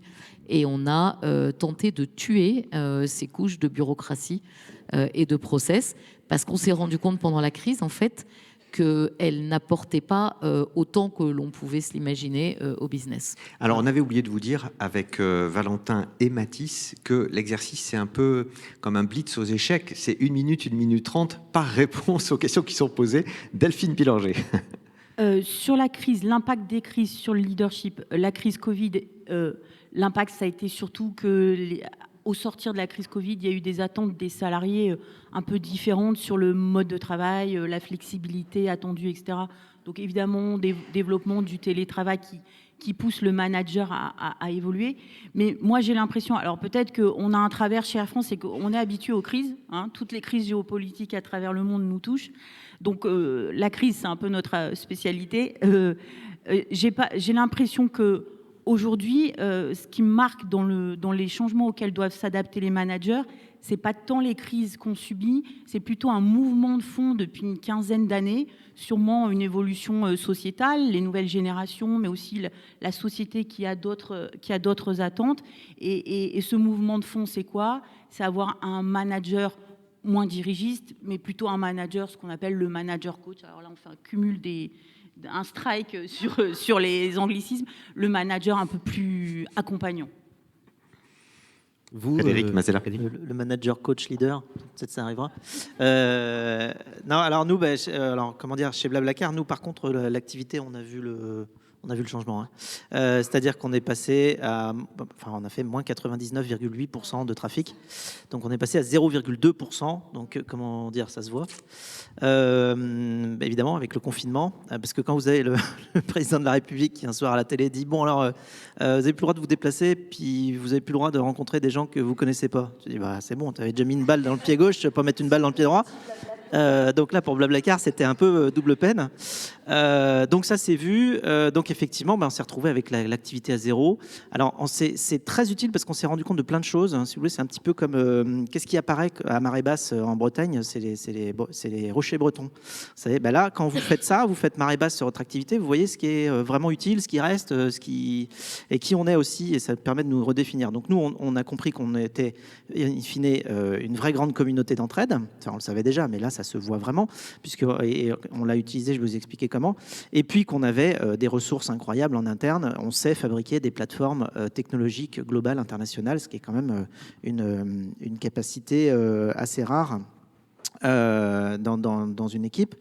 Et donc, ce qu'on a fait, c'est qu'on s'est demandé comment est-ce qu'on peut être utile dans ces moments-là. Et donc, on a construit un produit à l'époque qui s'appelait le Blabla Help, qui était un produit d'entraide entre les voisins. Et ça a vachement bien marché parce que les gens se rendaient service pour aller faire des courses ou quoi. Donc, on a construit une autre plateforme d'entraide entre voisins pendant cette période de confinement. Voilà. Et puis après, c'est reparti juste après la période de confinement. Juste une dernière petite anecdote, mais pour ceux qui connaissent, vous connaissez la chanson de Philippe Catherine qui fait je coupe le son, je remets le son. Parce que vous savez que tout le monde se demandait pendant la période de confinement, est-ce que ça va être une courbe en U, en V, en W, en L? Est-ce que ça repartira pas? Enfin bon, bref. Et nous, quand le confinement a été levé, nous, on a clairement vu que c'était en U, et donc leur trafic est reparti tout de suite. Dès qu'on a pu se redéplacer sur Blablacar, la communauté est repartie, ce qui fait que ça nous a fait penser à Philippe Catherine qui coupe le son et qui remet le son, parce que sur nos plateformes, c'était vraiment ça. Autre question, Mathis. Nous avions une question à vous poser, vous, monsieur Nicolas Croze, qui en tant que chef d'orchestre, avez-vous vu beaucoup de monde passer, et on voulait parler de la dimension humaine, et particulièrement, vous avez parlé verticalité. Est-ce qu'on peut retrouver de la dimension humaine en tant que manager ou en tant que chef d'orchestre? Ah bah oui, bien sûr. C'est, je pense que en général, les musiciens, en fait, c'est des gens qui sont très pointus dans leur domaine. Et donc, quand on vient avec un programme, une œuvre, ils l'ont joué souvent de nombreuses fois et avec de nombreux chefs d'orchestre. Donc, ce qui va faire en fait la différence, c'est effectivement d'amener un bagage musical, une vision. C'est aussi une certaine forme d'efficacité technique, mais il y a aussi vraiment le côté de l'approche humaine qui est très, très important. Et ça, on le sent parce qu'il peut se créer assez rapidement dans un orchestre, aussi bien en répétition qu'en concert, un espèce de cercle vertueux, un espèce de système vertueux où à la fois le chef d'orchestre est respecté parce qu'il va amener une vision, il va amener une sécurité, mais aussi l'orchestre est respecté parce que le chef d'orchestre peut donner une certaine autonomie aussi bien à des solistes même qu'à des pupitres entiers. Et donc c'est cette espèce de respect mutuel qui fait que ça crée un cercle vertueux où les gens sont de plus en plus motivés et les gens jouent de mieux en mieux. Et vous avez à l'inverse des gens... alors, je ne sais pas si je vais les citer, mais par exemple, Riccardo Muti, il a eu pas mal de problèmes. Même en fait, c'était un quiproquo parce qu'il faisait le mieux qu'il pouvait pour la Scala de Milan, etc. Mais ça n'a pas très bien marché parce qu'il était dans une optique vraiment toujours de passage en force, de stress. Les musiciens ont encaissé pendant 20 ans et à la fin, ils n'en pouvaient plus. Alors même qu'il faisait de son point de vue le mieux possible. Donc il y a ce côté humain de respect mutuel qui est vraiment un cercle vertueux qui peut faire une différence. Est-ce que vous avez une réaction, Madame de Villers, par rapport à ce qui a été dit sur Oui, la dimension alors, humaine? d'abord, je me souviens qu'on disait que les mauvaises dissertations de philosophie, c'était celles qui commençaient par « de tout temps les hommes », et les autres qui disaient « le propre de l'homme, c'est ». Mais en fait, de nos jours, on se rend compte qu'il faut se redemander de tout temps l'homme, c'est-à-dire qu'est-ce qui est le temps long et l'histoire, qui fait l'humain. Et puis, il faut vraiment s'interroger sur le propre de l'humain. C'est-à-dire, en entreprise, comme dans nos vies et dans la société, qu'est-ce que l'IA n'aura pas ? Qu'est-ce qui est proprement humain ? Et très souvent, quand on m'interroge sur l'humain, remettre l'humain au centre, etc., bon, alors, je pose la question philosophique, hein, c'est quoi l'humain ? Et là, on est un peu plus embêté. Donc, c'est vraiment, en fait, les mauvaises dissertations qui avaient raison, le propre de l'humain. Et puis, on se demande, par exemple, avec l'émergence, enfin, l'invasion même très très rapide de l'IA, on s'interroge beaucoup sur ce que l'IA apporte. Maintenant, je pense que pour trouver l'humain et le propre de l'humain, il faut se demander ce que l'IA nous fait perdre. Et je pense que l'humain, c'est celui qui se pose la question de la perte possible de son humanité. Qu'est-ce qui fait qu'on perdrait quelque chose d'humain ? Et là, on a eu des réponses. Moi, j'ai beaucoup aimé votre notion d'individualité. La relation, c'est la relation du collectif et de l'individualité et même de la singularité. Ce qu'on ne doit pas perdre en entreprise, dans nos vies et dans la société, c'est évidemment le collectif, donc la relation qui existe même en dehors de nous, mais la singularité. 1 minute 30, le propre du philosophe, c'est de respecter les timings, bravo. Et Frédéric Mazella voulait rebondir. Et moi, comme souvent, je suis d'accord avec Laurence et j'ai réfléchi. C'est marrant parce qu'on réfléchit aux mêmes choses, mais je pense qu'on les formalise différemment.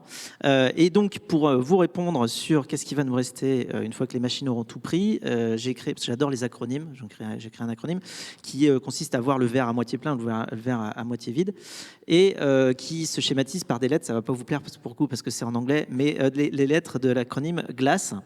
Alors déjà, je pense que ce qui va nous rester, c'est le plaisir, parce que les machines n'ont pas de plaisir. Ouais. Donc ça, ce qui est quand même le propre de l'humain, c'est d'être... Et la relation, c'est aussi la seule occasion de plaisir. La relation aussi, on n'a pas de plaisir virtuel encore. Voilà. Et donc le GLASS, c'est quoi? Ce qui va nous rester, c'est le G, c'est pour game, le L, c'est pour love, donc l'amour, enfin les jeux, l'amour, le A, c'est pour l'art. Le S, c'est pour le sport, parce que les machines, en fait, elles n'ont pas de plaisir à faire du sport. Et l'autre S, c'est pour la science, c'est-à-dire la recherche un peu scientifique. Et donc, je pense qu'il nous restera le GLASS. Merci. Une autre question, une dernière question. Donc, ça s'adresse à vous tous. Qu'est-ce que les jeunes attendent de leur manager aujourd'hui? Est-ce que c'est le jeune qui s'adapte à son manager ou inversement? Non, mais en fait, c'est vous qui avez la réponse, non? Vous nous posez la question. Les jeunes, ce qu'ils veulent, c'est avoir la parole, non? Je sais pas, moi, quand j'étais jeune, je voulais avoir la parole. Qu'est-ce que vous répondriez les uns et les autres là-dessus? Est-ce que le rapport aujourd'hui, ce qui vous semble peut-être, pour prolonger la question, que le rapport à la hiérarchie, il est quand même assez différent chez les jeunes et peut-être plus largement d'ailleurs? Notamment en termes de communication, peut-être. Avant, on était sur des communications beaucoup plus descendantes. Aujourd'hui, on est dans une logique peut-être de co-construction avec le collaborateur et le manager de proximité. Je peux dire quelque chose d'affreux. En fait, est-ce qu'on n'est pas en train de réfléchir s'il ne serait pas possible que l'entreprise soit une démocratie? Des bablatos avec descendants. Mais il faut se poser la question, parce que l'entreprise, elle n'est pas hors sol. Elle vit, je pars pour la France, elle est dans une démocratie. Et je crois que la démocratie, ce n'est pas un régime politique, c'est une demande, c'est un processus. Allez, petit tour de la démocratisation, même là où la question ne se pose pas, dans la famille, dans le couple, à l'école, dans la salle de classe et en entreprise. Est-ce qu'on ne doit pas s'interroger sur est-ce que l'entreprise ne devrait pas devenir une démocratie? Allez, quelques éléments de réponse. On poursuit le tour de table. Nicolas Croze. Oui, très, très rapidement. En fait, pour ce qui concerne le monde des orchestres, je pense que la différence, c'est que les jeunes maintenant, sont moins accrochés à une formation, à un orchestre. Donc, ils bougent beaucoup plus d'un orchestre à un autre. Et pour avoir plus d'aventures, plus de voyages, rencontrer plus de personnalités. Et donc, ce qui en découle, c'est qu'ils recherchent vraiment une qualité humaine, quelque chose vraiment d'intéressant au-delà de la pure technique musicale et du niveau instrumental. Ce qu'on peut retrouver dans plein de secteurs d'ailleurs. Ils s'en vont assez vite et ils vont ailleurs. Il y avait un petit peu moins ça avant. Donc il y a cette espèce de fluidité. C'est un atout parce que ça valorise les gens qui sont vraiment les plus intéressants, et puis ceux qui sont un petit peu plus rigides, ils ont plus de mal à se placer. Isabelle Quénon. Oui, je ne suis pas certaine ni convaincue que les jeunes attendent des choses fondamentalement différentes des autres salariés. C'est sans doute un peu iconoclaste de le dire comme ça, parce que moi, on me dit hyper souvent, par exemple, les jeunes, ce qu'ils veulent, c'est un travail qui ait du sens.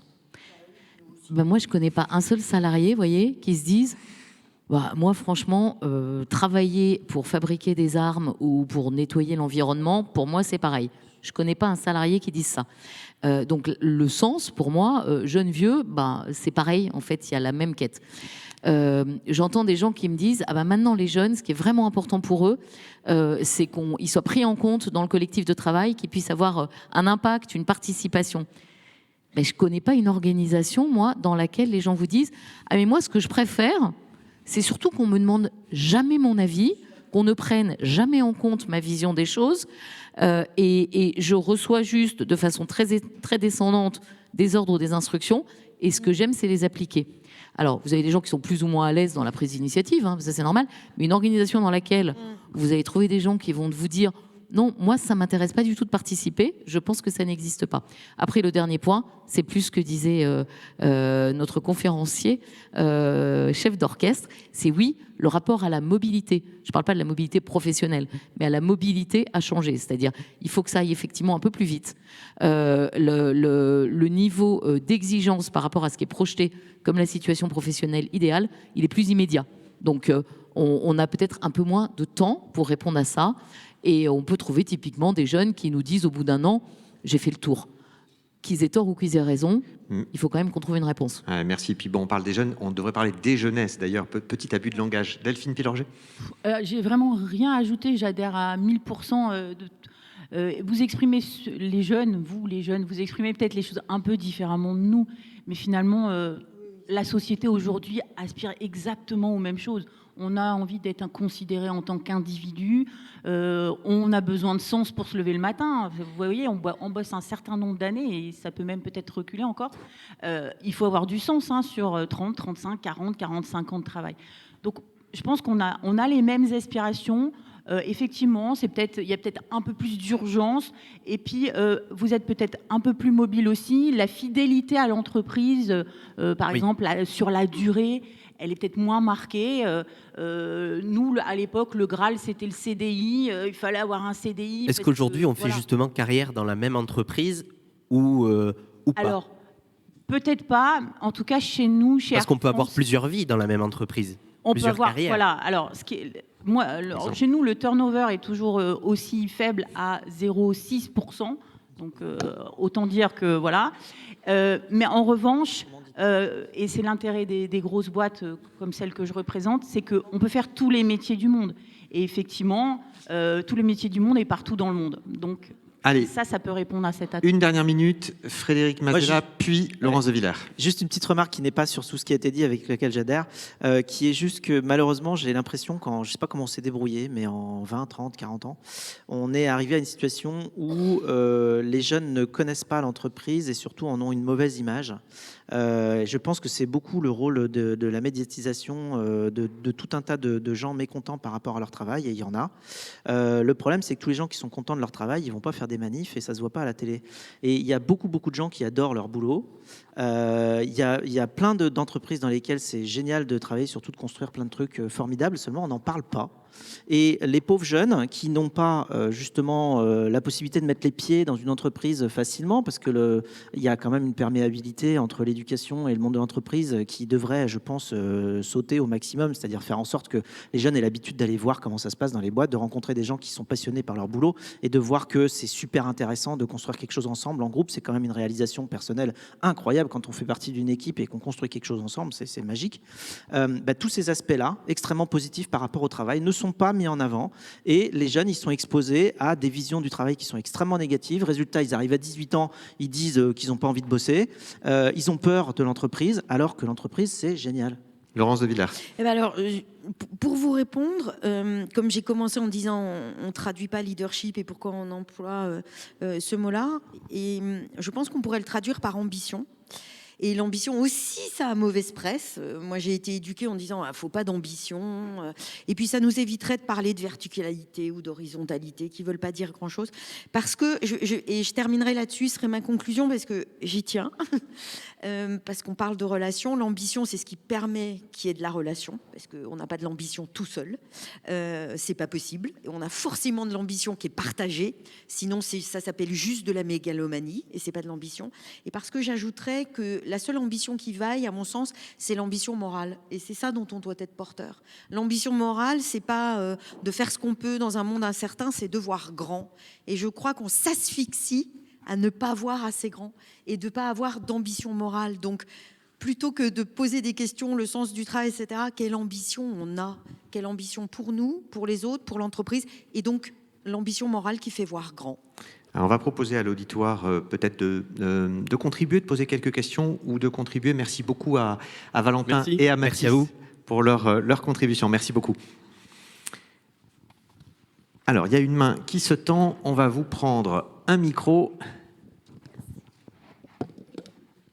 Et merci à chaque fois de vous présenter, s'il vous plaît. Bonjour. Bonjour, je m'appelle Marie, je suis coach. Et en fait, je partage juste une expérience que je n'ai pas faite moi, qui a été faite aux États-Unis, pour rebondir sur le thème de l'échec, où vous allez l'identifier comme vous le voulez. L'expérience qui a été faite par Carol Dweck, je suis sûre qu'il y en a certains d'entre vous qui elle est assez connue. 100 étudiants aux États-Unis, ils échouent, j'ai employé le mot échouer, à un examen. Sur ces 100 étudiants, il y en a 50 sur leur copie, on marque failed, et ça rejoint l'impact des mots. Il y en a 50 à qui on marque not yet. Les 100 étudiants repassent l'examen l'année d'après. Résultat édifiant sur ce test, ceux à qui on a marqué not yet à 90% l'examen, ceux à qui on a marqué failed ne l'ont pas. Évidemment, moi en tant que coach, je m'intéresse aux perceptions des choses. Après une petite expérience personnelle, mais que la plupart des coachs partagent, Là, on a le plus de résultats souvent en coaching, que ce soit individuel ou collectif, c'est quand la personne est un petit peu au fond. Elle n'a plus le choix que de se transformer. Moi, les gens avec qui ça marche super bien, ils arrivent et disent « j'en ai marre de cette partie de moi-même, là, j'en peux plus ». Et est-ce que vous diriez que c'est culturel? C'est-à-dire que finalement, aux États-Unis, le fait de peut-être positiver davantage, et ça se voit à travers notamment des entretiens professionnels qui sont peut-être plus fréquents et qui se projettent plus vers l'avenir que la rétrospective des 12 derniers mois, est-ce que ça, ce discours plus positif, justement, y compris dans l'éducation, est une caractéristique ou c'est une Alors moi, c'est très caricature? Ce que je vais vous dire est très perso. Je me bats contre ce positivisme, et là, je vous rejoins, madame, puisqu'en tant que coach, on n'aime pas le déni, et j'aime parler d'objectivité. Moi, ce qui m'intéresse avec les gens que j'accompagne, c'est pas de dire ça s'est bien passé quand ça s'est mal passé. C'est de dire ok, je prends acte, ça s'est mal passé. Comment j'objective le contexte? J'ai eu du mal à parler. Ok, c'était un think talk qui était en anglais alors que je le savais pas. On m'a interrogé sur un sujet que je n'avais pas préparé. Ok, là on objective et j'ai été super mauvais dans ce contexte-là. Et comment du coup je réobjective? On n'est pas dans le déni. Et je réfléchis à la prochaine marche pour demain être meilleur. Voilà. C'est ces deux apports que je voulais parce que je trouve que souvent on tourne autour de ça. Et voilà. Ouais, très pertinent. Merci, merci beaucoup. Je vais faire un micro-commentaire là-dessus. Je vous en prie. Je vous remercie du partage. Et ce sur quoi je voudrais rebondir, c'est abonder dans le sens de votre deuxième anecdote, où vous dites que là où on crée de l'impact en tant que coach, c'est quand on a des gens qui en ont marre d'une partie d'eux-mêmes. Et je suis complètement d'accord avec ça. C'est ce que je constate dans ma pratique, puisque nous, des coachings, on en fait assez souvent, mais on n'en fait pas forcément que à des gens qui ont besoin de se transformer beaucoup. On en fait aussi à des gens qui prennent un poste, par exemple, et qui sont donc dans une dynamique hyper positive, hyper contents, ils ont été choisis, etc. Et au début d'un coaching, on se met toujours des objectifs. On se dit, voilà où on voudrait être.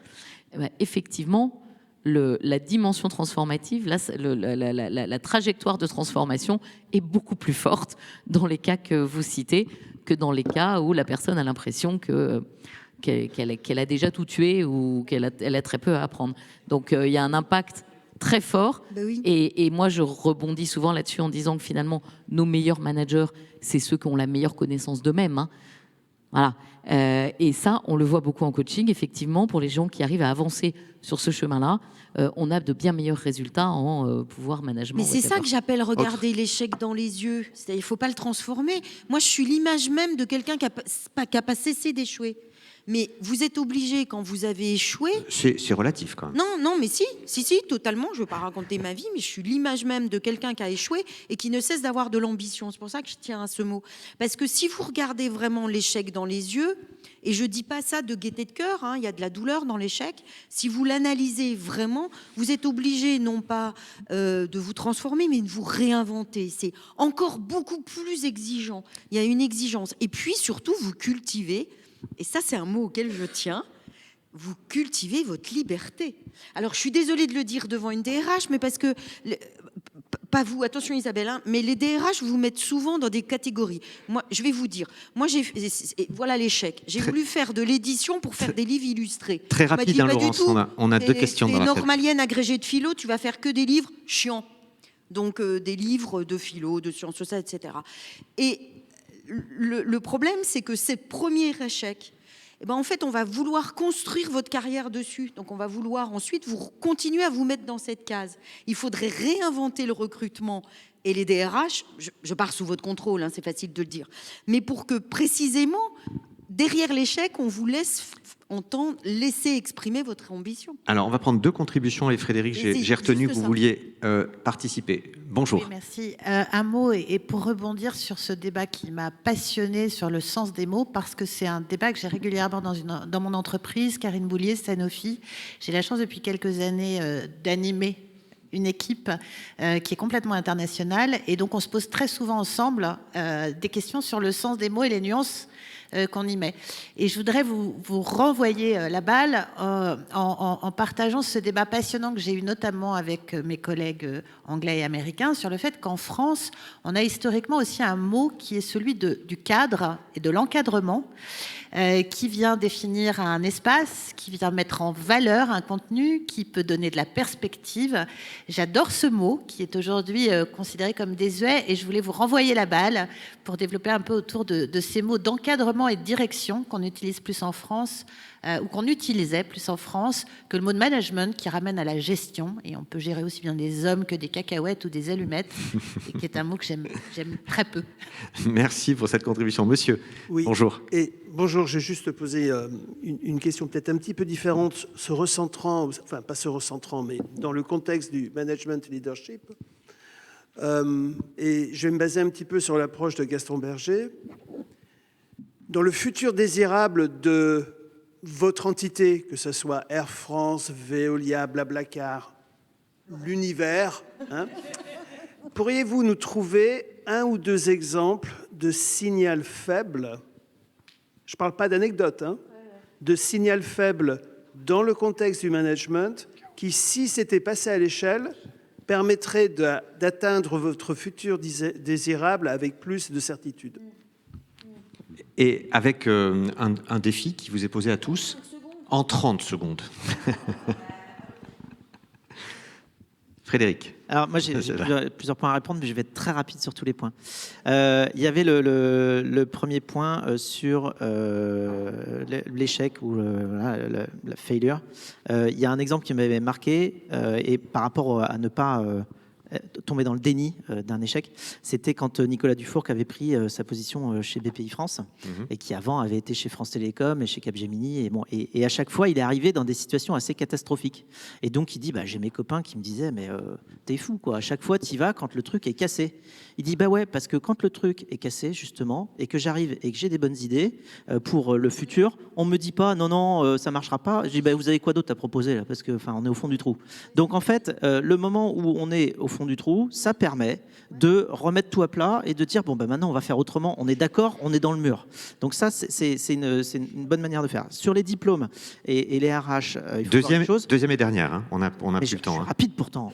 Oui, mais on a déjà. Après il y a le cadre. On a déjà pas mal dépassé, donc choisissez votre entrée. Je vais aller très vite. Sur les RH et les diplômes, les RH aiment bien prendre des gens avec des diplômes parce que aussi ils se protègent. C'est-à-dire que si ça ne marche pas, ils diront pourtant il a fait Centrale Paris, pourtant il a fait HEC, pourtant je sais pas quoi. Voilà. Et donc quelque part c'est aussi un double jeu dans les recrutements. Sur le cadre, il y a une expression qu'un recruteur un jour m'a dit et que j'ai souvent gardée, qui disait pas de recadrage sans cadrage. Il faut savoir que quand on doit recadrer quelqu'un, si on ne l'a pas cadré avant, en fait, c'est de notre faute.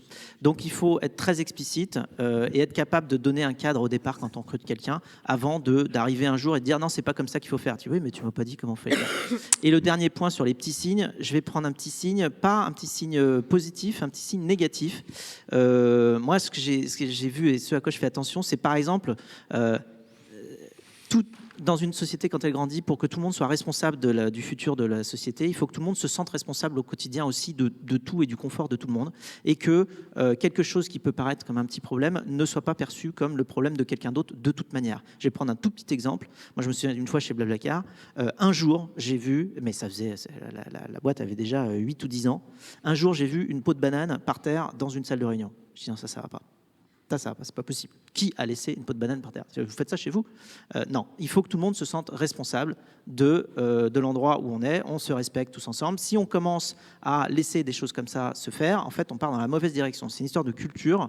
Après, il y a des trucs positifs aussi. Il faut encourager les bons comportements. Quand on voit des comportements qui sont à toute petite échelle, il faut se débrouiller pour les mettre en avant et en faire des exemples. Donc, signal faible, la peau de banane. Merci. Non, c'est un peu ça. Delphine Pillanger. Moi, je ne sais plus à quelle question je réponds entre le cadre, les diplômes, le signal faible, mais ça m'a réveillé une idée. Moi, le sujet des diplômes, c'est un sujet qui m'exaspère hautement, mais ça, c'est chacun son parcours, etc.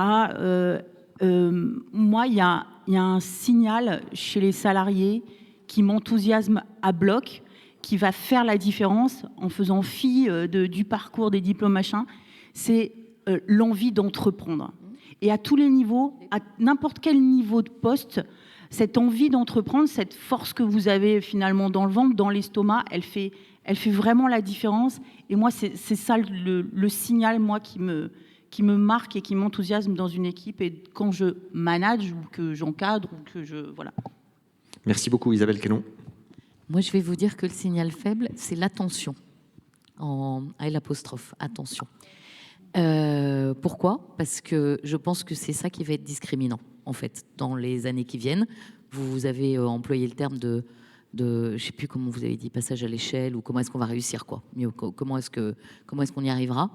Je pense que c'est en renforçant l'attention. Alors, l'attention individuelle qu'on a chacun, tout à l'heure, on a parlé de qu'est-ce qu'on avait, qu'est-ce que l'IA va pas nous prendre. Bon, je pense que si on renforce notre attention à ce que l'on fait, à l'ambition qu'on met dans ce qu'on fait, et à l'impact qu'on veut avoir, et que parallèlement, on renforce tout un chacun notre attention à l'autre, parce que ça va être le moyen de ne pas importer dans nos organisations la polarisation qu'on voit dans le monde actuel. Je pense que si on renforce l'attention dans tous les endroits où on peut la renforcer, ça, c'est agir sur le signal faible qui nous permet d'y arriver. Merci beaucoup. Ceci clôture notre débat. Pour tous ceux qui seraient frustrés parce qu'on n'a pas entendu tout le monde, ils sont à votre disposition, sauf contraintes particulières. Merci beaucoup. En tout cas, c'était passionnant. Merci à vous et merci à nos 5 intervenants.